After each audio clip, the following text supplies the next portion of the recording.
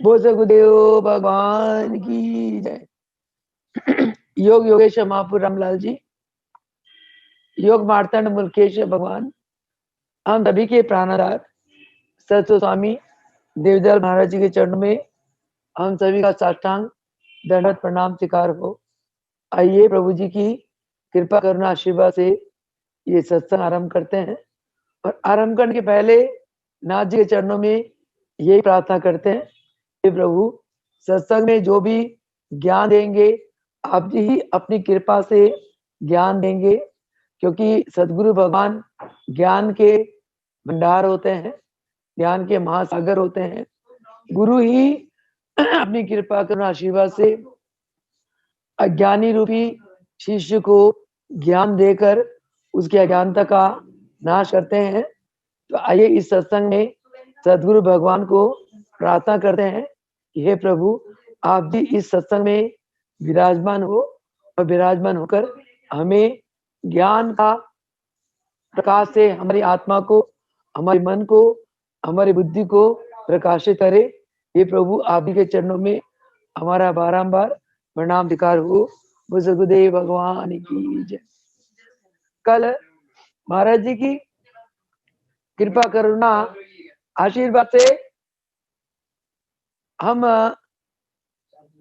भागवत गीता का चौथा अध्याय का चर्चा कर रहे थे। महाराज जी कहलवा रहे थे चौथा अध्याय जिसका नाम है ज्ञान कर्म संन्यास योग, यानी कि संन्यास का मतलब सब कुछ त्यागना। और किसको त्यागना? कर्मों को त्यागना। और किसके द्वारा त्यागना? ज्ञान के द्वारा। इसलिए इस चैप्टर का नाम रखा गया ज्ञान कर्म संन्यास योग। तो मैं थोड़ा सा कल हमने उस चैप्टर को खत्म किया और आज का जो चैप्टर है वो 5वां अध्याय कर्म संन्यास, यानी कि कर्मों को त्यागना। कर्म करो पर एक त्याग भाव से, वो कैसे संभव है? आज महाराज जी उसके बारे में हमें ज्ञान देंगे। उसके पहले कल के चैप्टर का थोड़ा सा समरी करते हैं। जो ज्ञान कर्म संन्यास योग जो अध्याय है, उस अध्याय में भगवान ने अर्जुन को यही समझाने की कोशिश की कि हे अर्जुन, संसार में जो कर्म योगी होते हैं वो हमेशा आसक्ति के बिना और फल की इच्छा के बिना निष्काम भाव से कर्म करते हैं। और अर्जुन को बार बार समझ नहीं आ रही है। अर्जुन दुख में भरा हुआ है, विषाद ने घेर रखा अर्जुन को, क्योंकि मोह ने अर्जुन के अंतर आत्मा के जो प्रकाश है ना, जो ज्ञान के प्रकाश को मोह ने ढका हुआ है।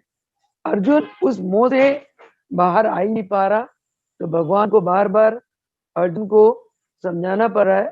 तो भगवान ने कल का जो प्रवचन था उसकी समरी ये थी कि जैसे हम लोग हवन करते हैं और हवन एक शुद्ध पवित्र कर्म है, और हवन किसे करते हैं? ताकि हमारे पाप कर्म दग्ध हो जाए, हम अपने बुरे कर्मों को अग्नि के चरणों में समर्पित कर दें। और हवन को करते हुए हम लोग समिधा को जलाते हैं और समिधा के ऊपर हवन की सामग्री डालते हैं, घी डालते हैं। और जब हवन के समाप्ति पे वो सभी समिधा जल जाती है, उसके बाद लास्ट में हम लोग पूर्णाहुति करते हैं अग्नि देवता को प्रसाद, यानी कि कुछ भी मीठा, नारियल, घी आदि पूर्णाहुति हम इस प्रकार समाप्त करते हैं। ये एक हवन का कर्म है। तो भगवान ने गीता में अर्जुन को निष्काम कर्म को हवन किया कहा है। जो निष्काम और अनासक्त भाव से कर्म करता है वो ही असली यज्ञ है, वही असली हवन यज्ञ है। तो भगवान कहते हैं कि जो ज्ञानी जन होते हैं, जो योगी जन होते हैं, वो हवन को भी ब्रह्म मानते हैं, और हवन जिस निमित्त किया जाता है वो भी ब्रह्म है। जो आहुति है, जो करता है, जैसे हम लोग हवन कर रहे हैं, हम भी ब्रह्म है, और अग्नि भी ब्रह्म है, और आहुति भी ब्रह्म है। यानी कि जो योगी होते हैं वो चारों तरफ केवल ब्रह्म को ही देखता है, और ब्रह्म को देखकर देखकर उस कर्म के फलस्वरूप वो ब्रह्म को ही पा लेता है। कहने का भाव ये है, भगवान कहते हैं कि अर्जुन, हर कर्म को तू ब्रह्म मान के कर्म कर, तो तुझे ब्रह्म को ही प्राप्ति हो जाएगी।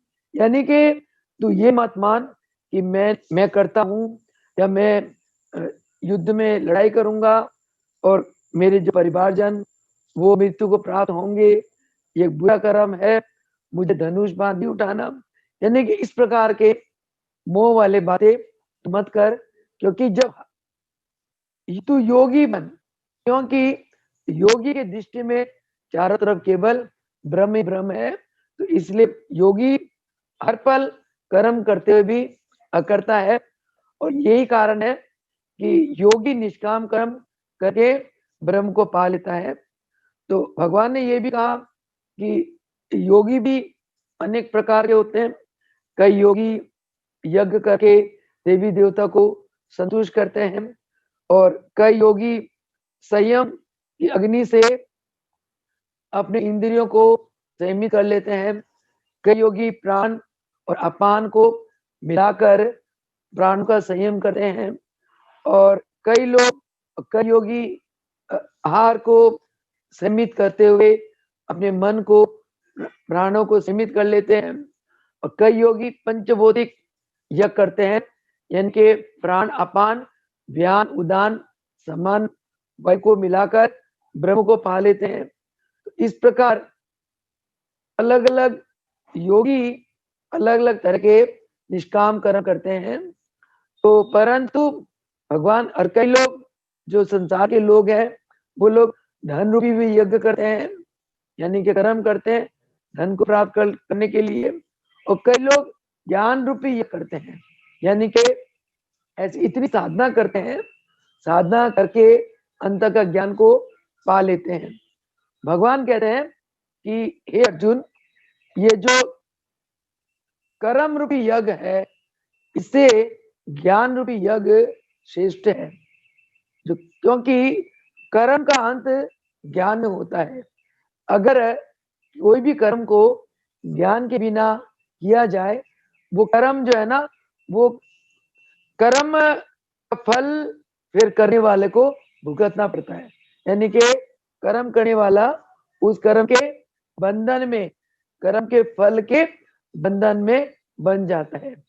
इसलिए भगवान कहते हैं कि अर्जुन, कोई इंसान तब कर्म के बंधन में नहीं बनता जब वो कर्म को ज्ञान के साथ करता है। ये कल के चैप्टर में था। और कहते हैं कि ज्ञान किसके पास लिया जाए, वो कहते हैं ज्ञान तो सदगुरु के चरण चरण में होकर गुरु से ज्ञान लिया जाए। गुरु ज्ञान दे, कर्मों के बारे में ज्ञान कौन दे? गुरु दे। क्योंकि गुरु तत्व ज्ञानी होते हैं। गुरु को कर्म का जो तत्व ज्ञान है वो प्राप्त है, तो गुरु के शरण में तू जा, यानी कि ज्ञानी पुरुष महापुरुष के शरण में जा, और कर्म का जो तत्व ज्ञान है उस तत्व ज्ञान को प्राप्त कर। जब तू ये कर्म के तत्व ज्ञान को प्राप्त कर लेगा, तब तू कर्म करते हुए भी उसके फल से, उसके बंधन से, कर्म के बंधन से मुक्त रहेगा। कहते अर्जुन, ये ज्ञान इतना महान कल्याणकारी है कि कोई अगर पापी से भी पापी हो, कोई पाप के समुद्र में डूब रहा हो, अगर उसको ज्ञान रूपी नौका में बैठा दिया जाए तो वो पाप रूपी समुद्र से पार हो जाता है। यानी कि उसके ज्ञान के द्वारा सभी पाप और ताप उसके नष्ट हो जाते हैं। तो कहते हैं कि ज्ञान एक ऐसा साधन है जिसके द्वारा अभ्यास के अंतकरण शुद्ध हो जाता है। तो इसीलिए वो कहते हैं कि यार, जिसने अपने अंतकरण को शुद्ध कर लिया, उसने ही अपनी आत्मा को अपने अंदर अनुभूत किया। और जिसने आत्मा को अपने अंदर अनुभूत कर लिया, उसको परम शांति प्राप्त हो गई, और वो उसको उसी क्षण परम शांत हो जाता है वो। और कहते कि जो श्रद्धालु है वो गुरु के चरणों में अपने आप को समर्पित करके, गुरु की सेवा करके, गुरु को प्रसन्न करके अपने सारे संशयों का निवारण कर लेता है, और वो बहुत जल्दी ज्ञान प्राप्त कर लेता है।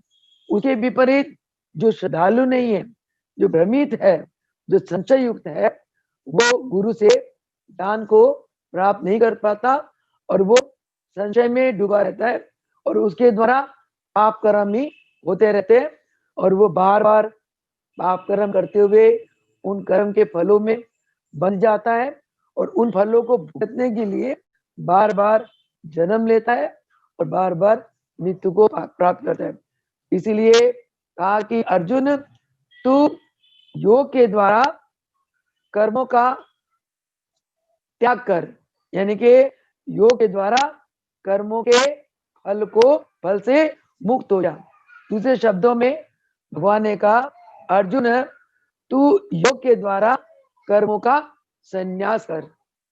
इसीलिए इस अध्याय का नाम कहा गया ज्ञान कर्म संन्यास योग, यानी कि योग के द्वारा कर्मों के फल से तू मुक्त हो जा।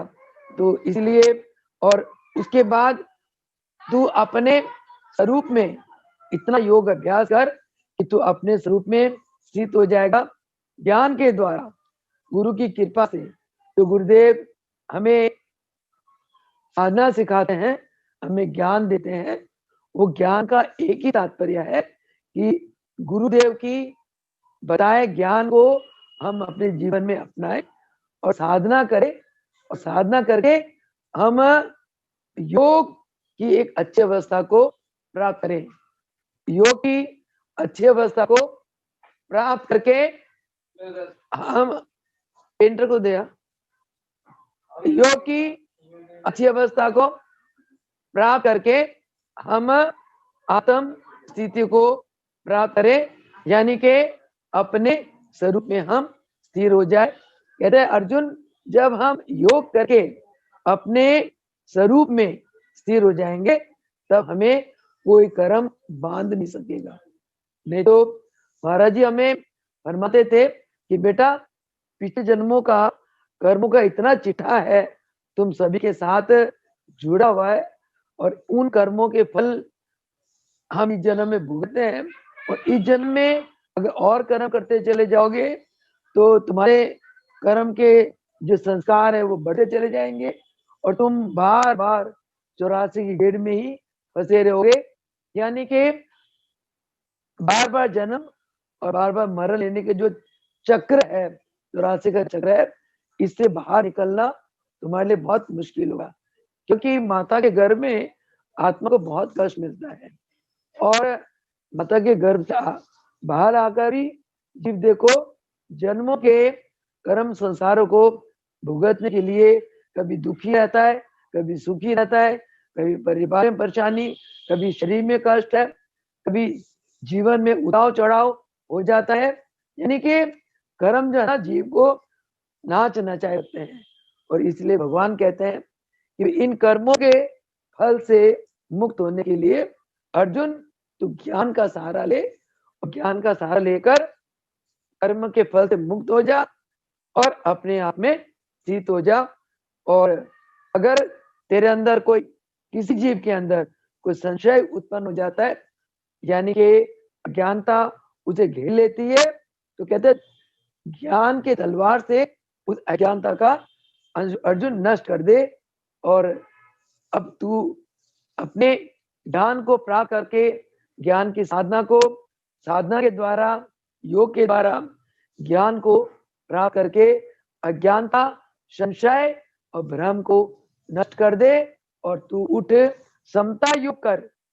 समता योग के बारे में अभी पिछले प्रवचन में भगवान ने अर्जुन को बहुत अच्छे ढंग से समझाया था कि योगी जब द्वंद से मुक्त हो जाता है, सफलता असफलता से मुक्त हो जाता है, सुख दुख से मुक्त हो जाता है, मान अपमान से, यश अपयश से मुक्त हो जाता है।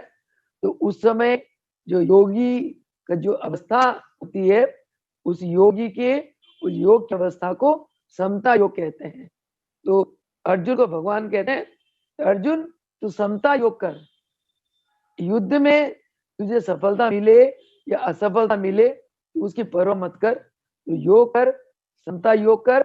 समता योग करके तो अपने स्वरूप में ज्ञान के द्वारा अपने स्वरूप में स्थित हो जा, और ज्ञान के और अपने सारे कर्मों को अपने ज्ञान रूपी अग्नि से ऐसे जला दे जैसे अग्नि ईंधन को जला देती है।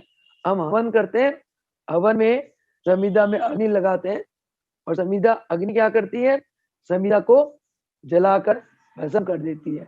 तो भगवान कहते हैं अर्जुन, जिस प्रकार अग्नि समिधा को यानी ईंधन को जला देती है, उस प्रकार ज्ञान रूपी अग्नि से तू सारे कर्मों को भस्म कर दे, उठ तैयार हो युद्ध के लिए। अब भगवान ने जो ये प्रवचन करा ज्ञान, कर्म और संन्यास योग के ऊपर, तो अर्जुन को ये समझ आई कि भाई ज्ञान जो है वो कर्म से श्रेष्ठ है। तो अगले अध्याय आता है 5वां अध्याय कि कर्म संन्यास योग।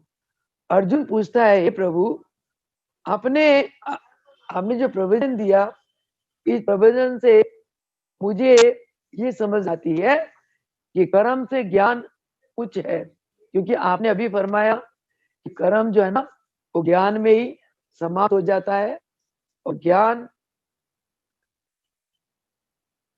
ही श्रेष्ठ है कर्म से। तो क्या भगवान मैं फिर ये कर्म क्यों करूं, युद्ध करना भी ये कर्म है।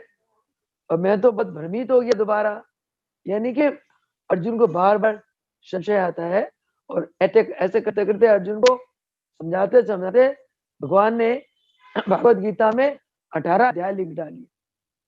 तो अब अर्जुन ने एक प्रश्न पूछा कि भगवान आप मुझे ये बताने की कृपा करें कि कर्म योग श्रेष्ठ है, कर्म योग को करना श्रेष्ठ है, कि कर्म योग को त्यागना श्रेष्ठ है। अब ये बताओ, आप कह रहे भाई ज्ञान में ही कर्म सब भस्म हो जाते हैं, अब मैं कर्म करूं या ना करूं, कर्म योग श्रेष्ठ है कि कर्म योग करना श्रेष्ठ है कि कर्म योग को त्यागना श्रेष्ठ है। तो दोनों में से जो मेरे लिए कल्याणकारी है, हे भगवान आप मुझे उसी का उपदेश करें। तो भगवान कहते हैं कि अर्जुन, चाहे कर्म को त्याग कर और चाहे तू कर्म को कर, दोनों ही कल्याणकारी है। चाहे तू कर्म को त्याग करके योग कर, या कर्म को तू त्याग कर या मत कर, चाहे योग कर, मैं तेरे को ये समझाना चाहूंगा कि जो कर्म योग है और योग का मतलब कर्म को त्यागना, कर्म योग का मतलब कर्म को करना। कहते कर्म योग और योग ये दोनों ही कल्याणकारी है। कर्म करना भी कल्याणकारी है, और कर्म को छोड़ के योग करना भी कल्याणकारी है। अर्जुन फिर भ्रमित हो जाता है। अर्जुन का मतलब हमारी जीव बुद्धि, और भगवान कृष्ण का मतलब हमारी आत्मा, जिस आत्मा में सदगुरु भगवान बैठे हुए हैं। सदगुरु भगवान कृष्ण के रूप में शिष्य को, अर्जुन रूपी अज्ञानी शिष्य को ज्ञान दे रहे हैं। ये इसका भागवत गीता का ये व्यवहारिक रूप है। भागवत गीता का व्यवहारिक रूप क्या है कि जो हम भगवान कृष्ण कह रहे हैं वो हमारी आत्मा, जहाँ गुरुदेव बैठे हुए हैं। और अर्जुन कौन है, अज्ञानी जीवात्मा, हमारी जीव बुद्धि, जहाँ मन, बुद्धि, अहंकार और इंद्रियां है। और रथ क्या है? रथ हमारा शरीर है। और इंद्रिया क्या है? घोड़ा है। लगाम क्या है? मन है। भगवान क्या है? सारथी, हमारे रक्षक, हमारे सहायक, हमारे गुरु। और जो बैठा हुआ है वो कौन है? अर्जुन है, अज्ञानी। रथ चलाने वाले कौन है? भगवान है। ये भगवत गीता का व्यवहारिक रूप ये है। तो भगवान ने कहा कि कर्म, अर्जुन चाहे तू कर्म त्याग कर, चाहे योग कर, दोनों ही कल्याणकारी है।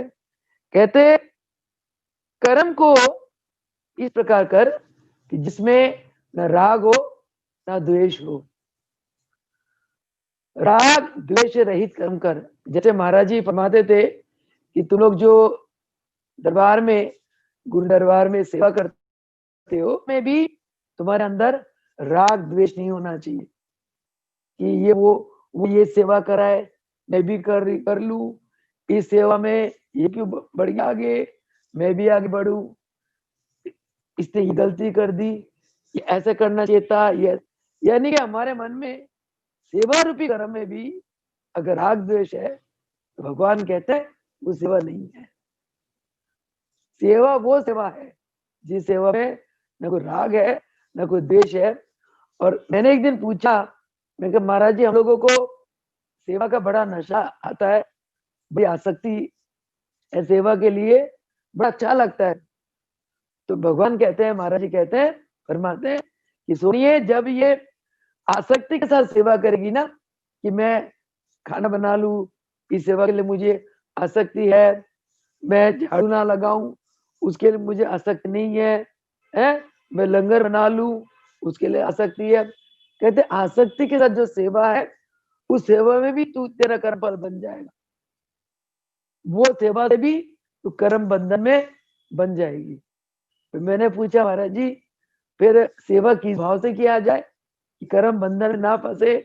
कहते बेटा जो सेवा है ना वो कर्तव्य समझ के कर, कि मेरी ड्यूटी है इस समय, जैसे लंगर बटा है और भगत बैठे हैं लंगर भोजन प्रसाद खाने के लिए, मेरी ड्यूटी है, अगर मैंने तेरे को ऑर्डर दिया कि चल लंगर बांट, मेरा कर्तव्य है मैंने लंगर बांटना है। और हमने अगर तेरे को ऑर्डर दिया है, आदेश दिया है, चल योग करा, तो योग कराने में भी तेरे अंदर आसक्ति नहीं होना चाहिए। इस भाव से योग करा, गुरुदेव की आज्ञा है, ये मेरा कर्तव्य है, मुझे योग कराना है। गुरुदेव ने मुझे योग सिखाया, उन्होंने आदेश दिया, मेरे लिए ड्यूटी है, कर्तव्य है कि मैंने योग सिखाना है।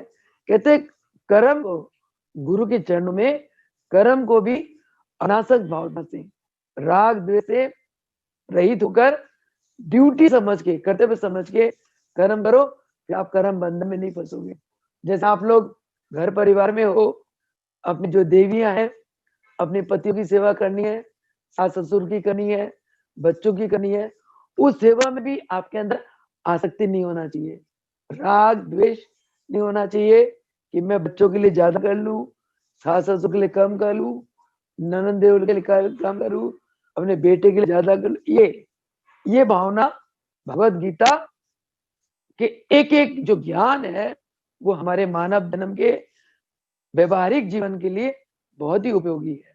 और उन एक एक ज्ञान को हमारे व्यवहारिक जीवन में उतारने के लिए हमारे गुरुदेव हमें आज्ञा आशीर्वाद दे गए हैं, हमें उपदेश करके गए, हमें ज्ञान दे के गए हैं।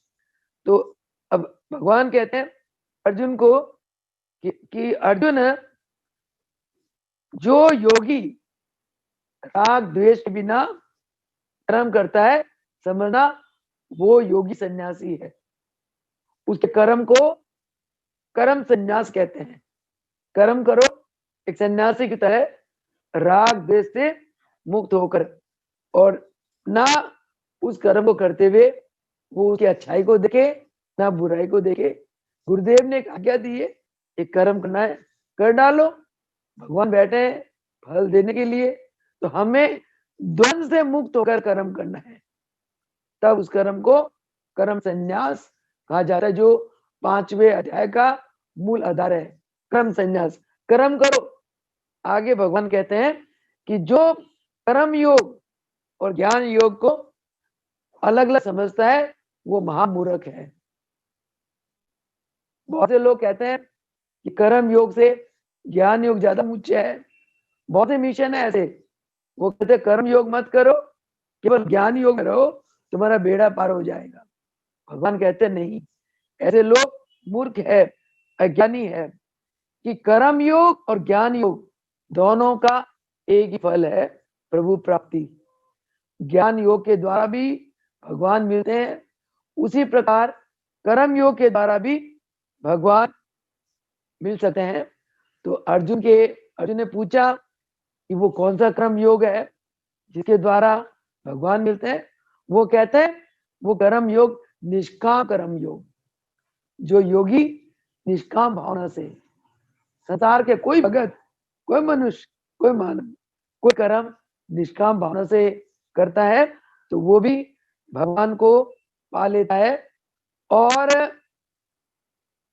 वही ज्ञानी, परम ज्ञानी है जो कर्म को और ज्ञान को एक ही मानता है। ज्ञान, क्या ज्ञान कि भगवान हमें क्या ज्ञान देते हैं कि कोई भी कर्म करते हुए उसमें आसक्ति नहीं होना, ये ज्ञान। और कोई भी कर्म करते हुए उसमें न राग होना न द्वेष होना, ये भी ज्ञान है। और कोई भी कर्म करते हुए हमने उसकी फल के तरफ नहीं देखना कि उस कर्म का हमें अच्छा फल मिलेगा या बुरा फल मिलेगा, ये भी ज्ञान है। कहते हैं जो ज्ञान के साथ कर्म करता है वो परमात्मा को बहुत आसानी से पा लेता है। इसका मतलब ज्ञान योग और कर्म योग दोनों ही फलदायी है और दोनों का एक ही फल है। और कहते जो लोग समझते हैं कि दोनों के फल अलग अलग है, वो मूर्ख है, वो नादान है। आगे भगवान कह रहे हैं कि जो कर्म योग में जो ना लगता और केवल संन्यास योग की ज्ञान योग को ही सिद्ध करना चाहता है, वो कभी भी ज्ञान योग में सिद्धि नहीं पा सकता है। कहते ज्ञान योग में सिद्धि पाने के लिए कर्म योग बहुत जरूरी है। और भगवान ने एक बात और कही कि कर्म योगी जो है वो ब्रह्म को बहुत जल्दी प्राप्त कर लेता है, और जो ज्ञानी ध्यानी है वो भगवान को, ब्रह्म को बहुत मुश्किल से पा सकता है। क्योंकि कर्म योगी जो है वो योग साधना के द्वारा अपने इंद्रियों को और मन को निर्मल बना लेता है, अपने अंतकरण को वो शुद्ध बना लेता है, और अंतकरण को शुद्ध बनाकर सभी जीवों में समभाव रखता है। और सभी जीवों में समभाव रखे वो फिर कर्मों में बनता नहीं है। जैसे हमने देखा हमारे गुरुदेव, बच्चा हो बूढ़ा हो जवान हो सबको बराबर प्यार देना, सबको बराबर आशीर्वाद देना, गोरा हो काला हो उनके लिए सब बराबर है। हिंदू मुस्लिम सिख ईसाई किसी धर्म का हो किसी जात का हो, सबके लिए हमारे प्रभु जी बिल्कुल सम अवस्था में रहा करते थे, कोई आ जाए। कारण क्या है कि वो ब्रह्म ज्ञानी है। उन्होंने निष्काम कर्म योग के द्वारा अपने इंद्रियों को संयम करके अपने अंतकरण को शुद्ध कर लिया। वो तो है ही परम परमेश्वर के स्वरूप, परंतु नतन में आकर उन्होंने नर की तरह अपनी अलौकिक घटनाएं, अपनी अलौकिक लीलाएं हमें दर्शाई।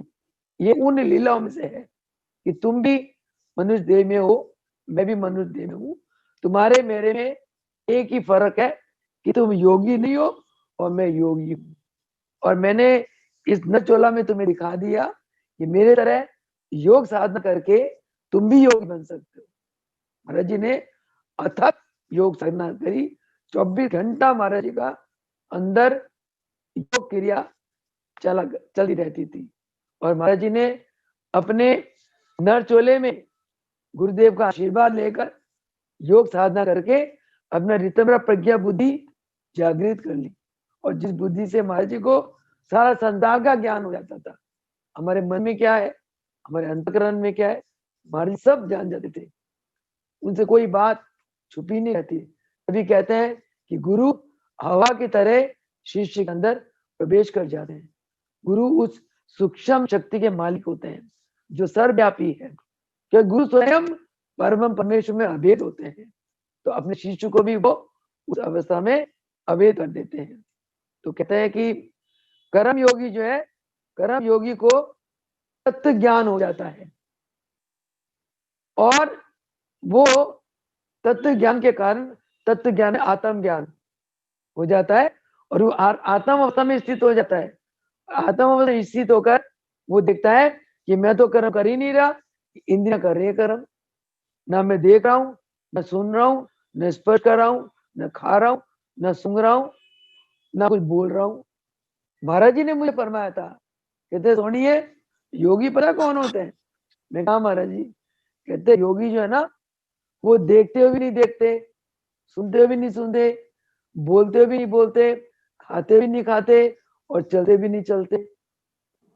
तुम लोग जो देखते हो मेरी बाहरी रूप को देखते हो, जो गुरु की बाहरी रूप को देखता है तो उसको लगता है ये गुरु तो नर जैसे हैं, परंतु जो गुरु की अंदर के रूप को देखता है वो गुरु को ब्रह्म मानता है और उसको गुरु की वही कृपा करुणा आशीर्वाद बरसती है। तो एक दिन मैंने प्रश्न करा कि महाराज जी योगियों को कैसे जाना जाए? आप जी तो योगेश्वर भगवान है, उल्केश्वर भगवान योगेश्वर भगवान है, महापुर रामलाल जी योगेश्वर भगवान है, योगेश्वर भगवान को कैसे जाना जाए? कहते सुनिए योगी को केवल योगी ही पहचान सकता है। अगर तूने योगी गुरु को जानना है तो तुझे योग करना पड़ेगा। कहते जो मेरे भगत योग करते हैं वो मेरे योगमय स्वरूप को के साथ पूरा उनको ज्ञान है, कोई मेरे सत स्वरूप को जान सकते हैं। जो मेरे बच्चे वैसे नामदान लेने के बाद अभ्यास करते हैं, योग करते हैं, कहते योगी को केवल योग द्वारा ही जाना जा सकता है। इन भौतिक आंखों से आप योगी की पहचान नहीं कर सकते। इसलिए एक घटना आती है प्रभु रामलाल जी के जीवनी में। प्रभु जी प्रवचन कर रहे थे, एक अंग्रेज आ गया, आगे प्रभु जी के सामने कुर्सी में बैठ गया, बाकी सब भगत जमीन में बैठे हैं। तो एक भगत ने कह दिया भाई गुरुजनों के सामने चेयर में नहीं बैठा नहीं बैठना चाहिए। खड़ा हो गया, थोड़ी देर बाद फिर बैठ गया और प्रभु जी समझ गए ये ज्ञानी है, ये मेरे को बाहरी दृष्टि से देख रहा है। तो प्रभु जी ने भगत को आज्ञा दी, बेटा कोई बात नहीं, ये कुर्सी में बैठना चाहते बैठने दे, इसके लिए मैं साधारण व्यक्ति हूँ। परंतु भगत जिन्होंने प्रभु जी के चरण से नामदान ली और प्रभु जी ने जिनको एक जरा सी अपनी अंदर की कृपा दृष्टि की किरण जिन भक्तों के अंदर डाल दी, उनको तो प्रभु जी ने एहसास करा दिया कि ये तो भगवान है, नर रूप में नारायण है। तो वो भगत उसी भाव से फिर गुरु के साथ व्यवहार करते हैं। तभी कहते हैं कि भाई योग करो और योग के द्वारा ही हम योग में दृष्टि प्राप्त कर सकते हैं और योग में दृष्टि प्राप्त करने पर ही हम अपने सदगुरु भगवान की सत्स्वरूप को जान सकते हैं। नहीं तो उनके सत्स्वरूप को जाना कोई साधारण व्यक्ति का काम नहीं है। तो इसलिए महाराज जी भगवान कृष्ण ने योगियों की महानता को बताते हुए अर्जुन को बोलते हैं, अर्जुन योगी चाहे आंख खोल के रहे बंद रखे उनके लिए सब बराबर है।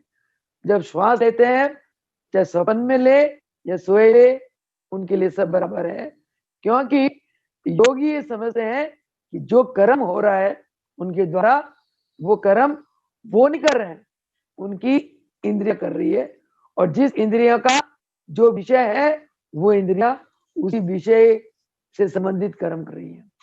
तो ये एक योग की बड़ी उच्चतम अवस्था है। तो इस प्रकार भगवान अर्जुन को कर्म संन्यास योग के बारे में समझा रहे हैं, यानी कि कर्म करो, कर्म को ज्ञान के साथ करो और कर्म करना योग योग अवस्था को प्राप्त करना और कर्म करना अनासक्त निष्काम भावना से ये एक ही चीज है।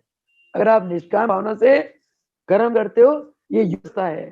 तो योग के द्वारा जैसे परमात्मा की प्राप्ति होती है, उस प्रकार निष्काम कर्म के द्वारा भी परमात्मा की प्राप्ति होती है। तो भगवान ने कहा, तो अर्जुन को ये समझाया कि कर्म त्यागने से निष्काम कर्म अति उत्तम है। तो इस प्रकार निष्काम कर्म का जो भगवान ने अर्जुन को समझाया, इसका तात्पर्य ये है, इस मनुष्य चोला लेकर हम कर्मों से तो बच नहीं सकते, और वो कर्म ऐसा करें कि हम कर्म के बंधन में बंध जाए। तो इसलिए भगवान ने अर्जुन को ये ज्ञान दिया कि अर्जुन कर्म तो करो, युद्ध करो, परंतु निष्काम भावना से करो, ताकि निष्काम भावना से कर्म करके आप कर्म के पद में बंधो ना और सीधा मोक्ष को प्राप्त हो जाओ। ऐसे हमारे गुरुदेव सहस्त्र स्वामी देवीदास महाराज जी भी हमेशा उनका जीवन निष्काम कर्मों से भरपूर। मुल्केश्वर भगवान सतस्वरूप महाप्रभु रामलाल प्रभु जी, उन्होंने भी सारा जीवन निष्काम कर्म से व्यतीत की और अपने जीवन को एक आदर्शमय जीवन बनाकर हमारे सामने रखा कि जैसे हमने अपने जीवन में निष्काम कर्म किए, ऐसे तुम भी निष्काम कर्म करके अपने जन्म जन्मांतरों के पाप कर्मों को दग्ध करके और आप परम पद यानी कि मोक्ष पद को प्राप्त कर लो।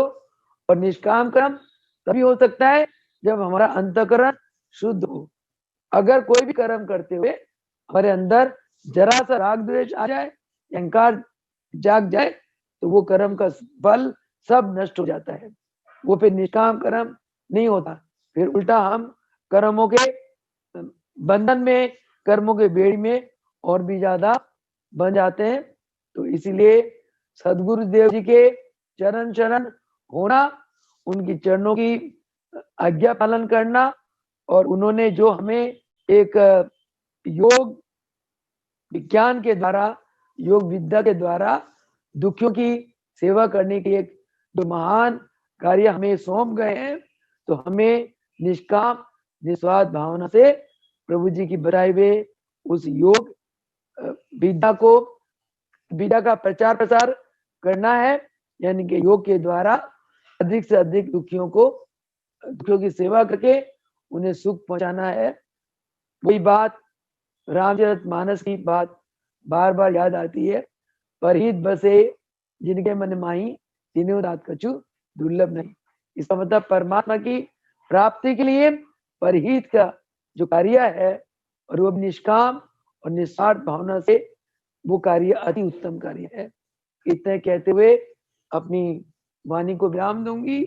योग योगेश्वर महाप्रभु रामलाल जी, योग मार्तंड मुल्केश्वर भगवान, सतस्वरूप देवीदास भगवान के चरण कमलों में हम सभी का बार बार प्रणाम, उन चरणों का बार बार शुक्राना, जिन्होंने इस सत्संग में इतना महान कल्याणकारी योग का ज्ञान देकर हमारा जीवन और हमारा जन्म को सफल बनाया, हमारे अंतःकरण को आनंद से भर दिया और हमारे चित्त को शांत और स्थिर और परम आनंदमय बनाया। बोले गुरुदेव भगवान की जय। योग योगेश्वर महाप्रभु रामलाल जी की जय हो। मुल्केश्वर भगवान की जय हो। सतस्वरूप देवीदास भगवान की जय हो।